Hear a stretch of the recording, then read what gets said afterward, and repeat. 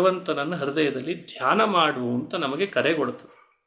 ಸಂಚಿಂತಯೇದ್ ಭಗವತಶ್ಚರಣಾರವಿಂದಂ ವಜ್ರಾಂಕುಶಧ್ವಜ ಸರೋರುಹ ಲಾಂಛನಾಟ್ಯಂ.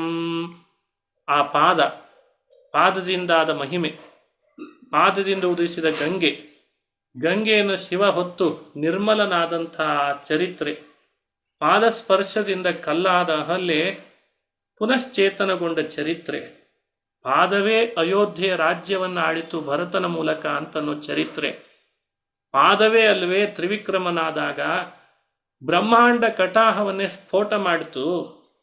ಈ ಪಾದಕ್ಕಿಂತ ಇನ್ನೊಂದು ಮಹಿಮೆವಿರೋ ಪಾದ ಇನ್ಯಾವುದಿದೆ?